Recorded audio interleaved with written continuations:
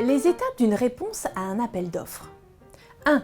La réponse à l'appel d'offres dématérialisé.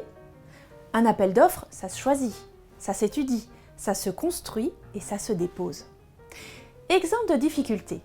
Dans le cadre du dossier administratif, nous pouvons être amenés à monter des dossiers de sous-traitance et ou de co-traitance. Dans le dossier technique, le mémoire technique est soit produit par le client et complété si nécessaire par Sénaservice, soit créé par Sénaservice.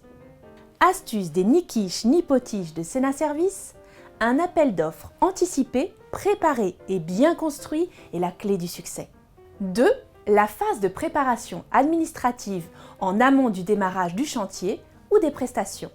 Lorsque l'appel d'offres est gagné, le tout premier travail est de récupérer le dossier marché signé avec toutes les pièces contractuelles, dont l'acte d'engagement, ordre de service, qui servira de feuille de route du chantier. À partir de ce point-là, il y a une phase administrative obligatoire préalable au démarrage du chantier avec des délais incompressibles.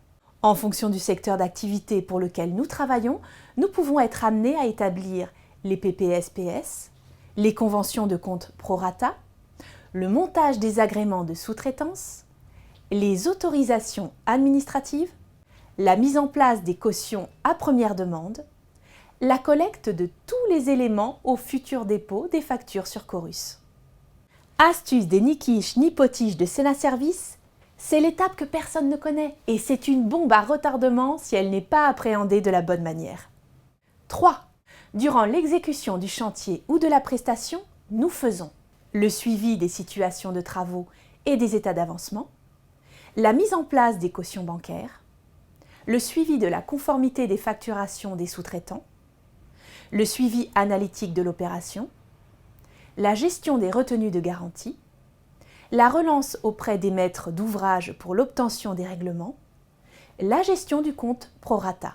Et pour la phase finale du chantier ou de la prestation, élaboration des DGD, élaboration des DOE, récupération du PV de réception qui sera le point de départ de la garantie de parfait achèvement et indiquera la date à laquelle la retenue de garantie ou la caution bancaire peuvent être clôturées.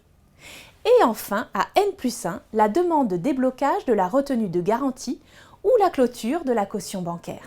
Astuce des ni quiches ni potiches de Sénaservice, les appels d'offres sont des pièges administratifs qui peuvent se retourner contre vous. Sénaservice vous protège.